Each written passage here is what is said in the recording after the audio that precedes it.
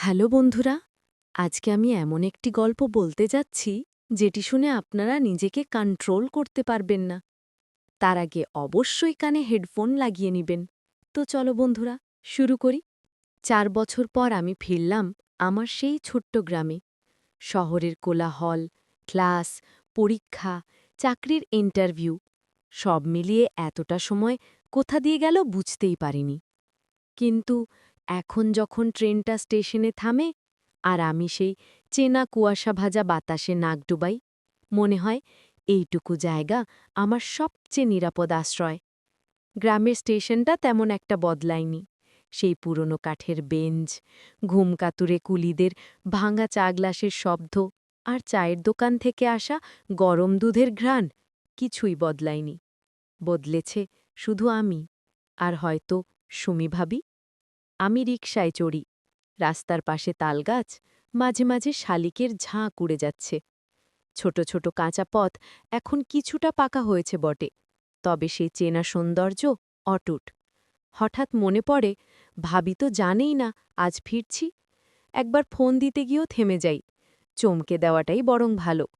আমাদের বাড়ির গেটটা কাঠের, সাদা রং করা, যার কিছুটা খসে পড়েছে।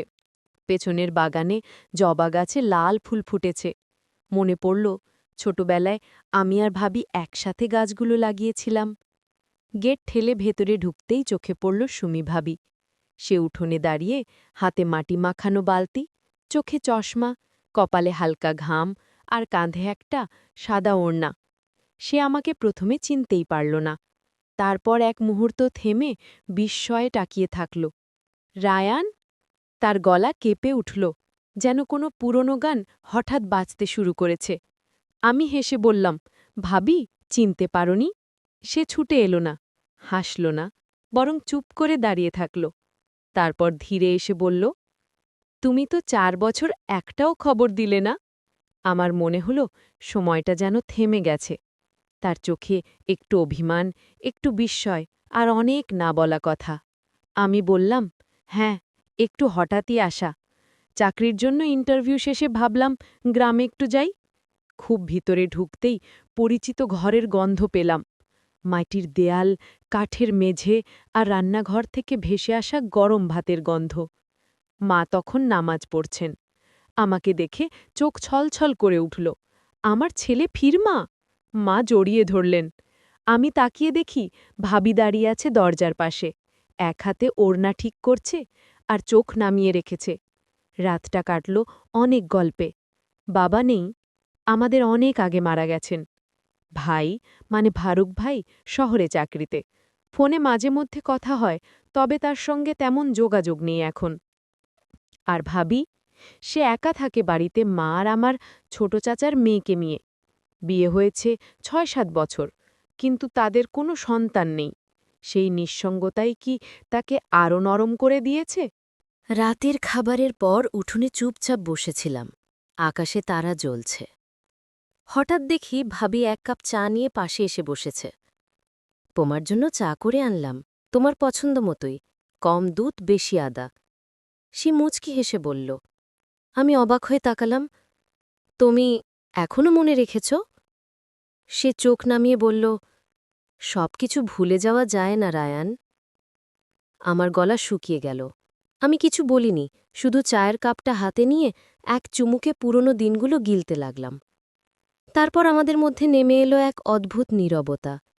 তিক্ত নয়, বরং খুব গভীর প্রশান্ত, যেন দুই আত্মা একই ছাদের নিচে বসে থেকেও একে অপরের ভেতরের বাতাসের শ্বাস নিচ্ছে। গ্রামে আসার পরদিন সকালটা শুরু হয় পাখির ডাক আর পাতার ফাঁক দিয়ে আসার নরম রোদে। আমি বারান্দায় বসে গরম চা হাতে দেখি ভাবি গাছগুলোর পাতা পরিষ্কার করছে। প্রতিটি পাতার উপর তার যত্ন, যেন কথায় না বলা ভালোবাসা। আমি চোখ বন্ধ করি, ফিরে যাই আরও কয়েক বছর পেছনে। আমি তখন ক্লাস 10। ভাইয়ার বিয়ে ঠিক হলো। আমরা খুব উত্তেজিত ছিলাম। মা রান্নাঘরে, চাচা কাকারা উঠোনে, আর আমি তো পাত্রী দেখতে যাবার বায়নায় পড়েছি। প্রথমবার সুমি ভাবিকে দেখি ওদের ড্রয়িং রুমে। লাল গোলাপি রঙের শাড়ি, গলায় হালকা সোনার চেন আর মুখ ভরা এক চমৎকার ধৈর্য। এমন একটা নীরবতা তার ভেতরে ছিল যা আমাকে দারুণভাবে টেনেছিল। আমি তো তাকিয়েই ছিলাম, আর মা পাশে খোঁচা দিয়ে বলল, চোখ নিচে নামা শিখো রে। তারপরের দিনগুলো যেন গল্পের মতো কেটেছে। ভাইয়া বিয়ে করল, ভাবি বাড়িতে এলো। প্রথম দিকে ভীষণ লাজুক ছিল, চুপচাপ রান্নাঘরে মার সাথে থাকত, আর মাঝে মাঝে ছোট্ট করে হেসে বলতো, রায়ান, একটু এদিকটা ধুয়ে দেবে। তখন আমি ভেবে পেতাম না কেন আমার বুক কাঁপে যখন সে আমার নাম ধরে ডাকে। একদিন দুপুরে আমি পড়ছি, বাইরে রোদ ঝলমলে, আম কুড়ানোর সময়। ভাবি ছাদে পুঁইশাক শুকাতে তুলছিল। আমি উপরে গিয়ে বললাম, ভাবি, আমরাও আম কুড়াইতে যাই না? সে তাকিয়ে বলল, তুমি তো আর ছোট নেই। আমি হেসে বললাম, ছোট না বলেই তো চাই বড়দের মতো কিছু স্মৃতি হোক। সে তখন হালকা হাসে, আর সেই হাসি আমি আজও ভুলতে পারিনি। সেই নির্দোষতা, সেই চোখের ভেতরকার স্বচ্ছতা, কোনো লুকোচুরি নেই, কোনো প্রলোভন নেই, শুধু এক অদ্ভুত বন্ধন, যে বন্ধনে আমি ধীরে ধীরে জড়িয়ে যাচ্ছিলাম। পরের বছর ফারুক ভাই শহরে ট্রান্সফার পান। সপ্তাহে একদিন করে বাড়ি আসতেন। ভাবি তখন পুরো বাড়ির দায়িত্বে। মা মাঝে মাঝে অসুস্থ থাকতেন। আমি কলেজে উঠি। ভাবির সঙ্গ তখন বাড়ে। প্রতিদিন বিকেলে আমরা উঠোনে বসতাম। আমি পড়তাম আর সে সূচিকর্ম করত। মাঝে মাঝে আমি গল্প বলতাম ক্লাসের বন্ধুর জীবনের কথা। একদিন সে হঠাৎ বলল, তোমার কথা শুনলে মনে হয় আমি আমার কৈশোরটা মিস করেছি। আমি অবাক হয়ে বললাম, তুমি তো তখনই বিয়ে করেছ, তাই না? সে মাথা নেড়ে বলল, হ্যাঁ, খুব তাড়াহুড়ো করে সব হয়ে গেছিল। তখন বুঝিনি আসলে কি হারাচ্ছি। আমি অনেকক্ষণ চুপ ছিলাম। আমার বুকের কোথাও যেন কেউ ধাক্কা দিল। আমি বলতে চাইলাম, তুমি যা হারিয়েছ তা আমি দিতে পারতাম, কিন্তু বলিনি, কারণ তখনও বুঝতাম কিছু অনুভূতির জন্ম হয় নীরবতাতে। সেই সব দিন, সেই সব সন্ধ্যা আজও আমার ভেতরে বেঁচে আছে, এবং ভাবি এখনও আগের মতোই, অল্প কথা, মৃদু হাসি, আর একদম নিঃস্বার্থ ভালোবাসার ছায়া। আমি জানতাম 4 বছর পর ফিরে এসে তাকে দেখার পর কেন আমার বুকের ভেতর এমন কাঁপছে। কারণ কিছু সম্পর্ক নাম পায় না, তবু হৃদয়ের গভীর কোণে গোপন এক গল্প হয়ে থেকে যায়।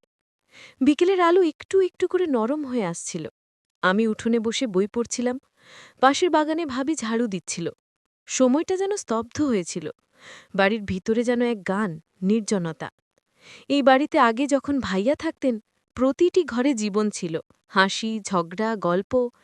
এখন সেই জায়গায় নেমে এসেছে এক অদ্ভুত নিস্তব্ধতা, যার মধ্যে শোনা যায় শুধু সময়ের ধাক্কা। সেদিন বিকেলে মা ঘুমিয়েছিলেন। ভাবি রান্না করছিল। আমি হেঁটে গিয়ে রান্নাঘরের পাশে দাঁড়ালাম। কি রান্না করছো ভাবি? সে একটু চমকে তাকালো, তারপর বলল, তোমার পছন্দের ধোকা আলু ডিম দিয়ে। মনে আছে? আমি হেসে ফেললাম। তুমি এখনো মনে রাখো? সে চুপ করে শুধু বলল, সবকিছু ফেলে দেওয়া যায় না রায়ান, কিছু কিছু মানুষ থেকে যায়, চাইলেও মুছা যায় না। আমি আর কিছু বললাম না। কেমন যেন এক ভার নেমে এলো আমাদের মাঝখানে। ধোঁয়ার সঙ্গে মিলিয়ে গেল সেই না বলা কথাগুলো। রাতের খাবারের পর আমরা 3জন উঠোনে বসেছিলাম। মা খুব ঘুম পাচ্ছে বলে উঠে ঘরে গেলেন। আমি আর ভাবি বসে রইলাম। তারপর হঠাৎ সে বলল, তোমার ভাই এখন ফোনেও কম কথা বলে, কাজ নিয়ে ব্যস্ত, আর হয়তো আগ্রহটাও হারিয়েছে। হয়তো আমি তাকে ক্লান্ত করে ফেলেছি। আমি উঠে তাকালাম। তার কণ্ঠে কোনো অভিযোগ নেই, শুধু এক ধরনের স্বীকারোক্তি, নিঃশব্দে আত্মমগ্ন। আমি কিছুক্ষণ চুপ থেকে বললাম, তুমি ক্লান্ত করার মতো কেউ না ভাবি। তুমি তো অনেকটা নদীর মতো, শান্ত, ধৈর্যশীল। বরং কেউ যদি তা দেখতে না পায়, সেটা তার দোষ। ভাবি আমার দিকে তাকিয়ে থাকল। সেই চেহারায় আজ এক ধরনের দুর্বলতা ছিল, যেন বহুদিনের জমে থাকা ক্লান্তি এক লমহায় ছড়িয়ে পড়ছে। তুমি এত বড় হয়ে গেছ রায়ান। সে মৃদু হাসল। আগে ছিলে শুধু আমার দেবর, এখন যেন আরেক রকম কাছের মানুষ। আমার গলা শুকিয়ে গেল। আমি শুধু বললাম, কাজ মানে কি ভাবি? সে কিছু বলল না। হঠাৎ উঠে দাঁড়িয়ে বলল, আজ একটু ঠান্ডা পড়ছে, তুমি ভেতরে যাও। ঘুমের আগে আমি অনেকক্ষণ জানালায় বসে থাকি। বাইরে পূর্ণিমার আলোয় উঠোন ঝকমক করছে। ভাবি একা রান্নাঘর গুছিয়ে ঘরে ঢুকছে। তার চলাফেরায় কিছু একটা আছে, একটা চাপা তীব্রতা, যা চোখে দেখা যায় না, শুধু অনুভব করা যায়। আমি জানি এই অনুভূতির নাম রাখা যায় না, আমার নিজের মনও যেন এক ধরনের টানাপোড়েনে পড়েছে। আমি চাইলেও সেটা অস্বীকার করতে পারি না। ভাবি একদিকে আমার ভাইয়ের স্ত্রী, অন্যদিকে আমার হৃদয়ের সবচেয়ে নির্ভরযোগ্য, সবচেয়ে মায়াবী অংশ। এই দ্বন্দ্ব নিয়েই আমি ঘুমাতে যাই। দিনটা ছিল মেঘলা। সকাল থেকেই আকাশ ঘন কালো, বাতাস ভারী হয়ে আছে, যেন বৃষ্টি নামার অপেক্ষায়। মা তখন পাশের পাড়ায় আত্মীয় বাড়ি গেছেন, ফিরতে দেরি হবে। বাড়িতে কেবল আমি আর ভাবি। আমি বারান্দায় বসেছিলাম, হাতে বই, কিন্তু চোখ বইয়ে আটকে থাকছিল না, কারণ মাথার ভেতরে কেবল একটাই নাম, সুমি ভাবি। তিনি রান্নাঘরে ছিলেন। হঠাৎ ঝড়ের মতো বৃষ্টি নামল।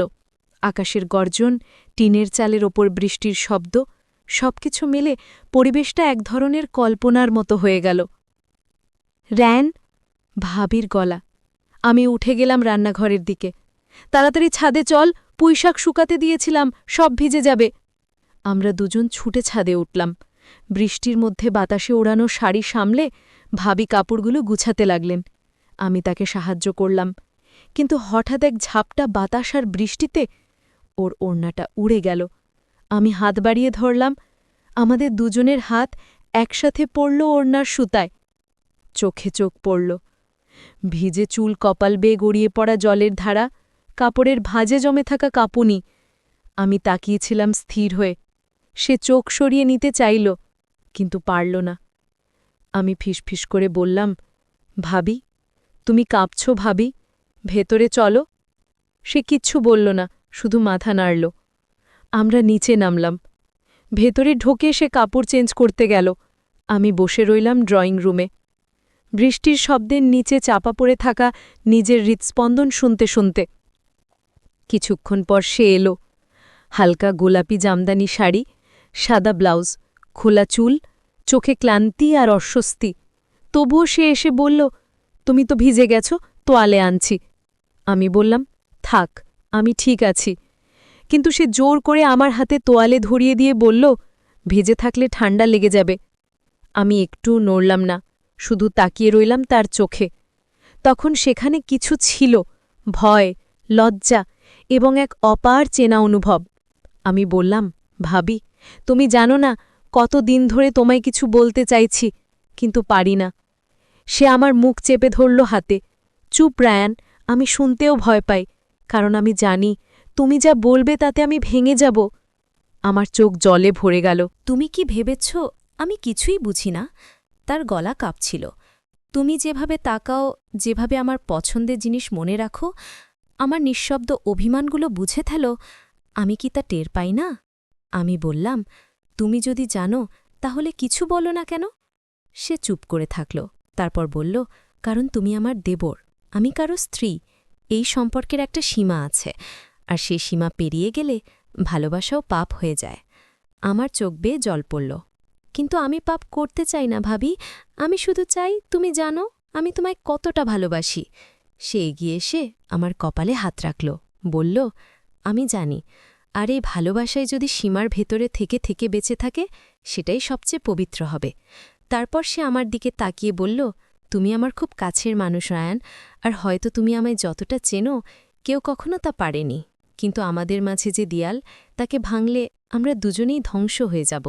সে ধীরে ধীরে ফিরে গেল নিজের ঘরে, আর আমি অনেকক্ষণ দাঁড়িয়ে থাকলাম। সেদিন বাইরে তখনও বৃষ্টি, আর আমার ভেতরে এক যুদ্ধের শেষ শব্দ। সেদিনের পর আর আমরা আগের মতো ছিলাম না, তবে ভেঙেও পড়িনি। আমাদের মাঝে গড়ে উঠল এক অদৃশ্য সমঝোতা, যেখানে শব্দ নয়, চোখের ভাষাই ছিল সবচেয়ে প্রখর। আমি প্রতিদিন বারান্দায় বসতাম, ভাবি প্রতিদিন ঠিক সময়ে চা এনে দিতেন। আমি বলতাম, আজ চায় দারচিনি কম। সে হেসে বলত, আগামীকাল ঠিক করে দেব। কথাগুলো সাধারণ ছিল, কিন্তু তার ভেতরে ছিল শতখানা না বলা অনুভব। একদিন সন্ধ্যাবেলা বিদায়ের আগে আমি ঘরের জিনিস গুছাচ্ছিলাম। ভাবি দরজায় দাঁড়িয়েছিল, ঠোঁটে চিরচেনা নিঃশব্দ হাসি।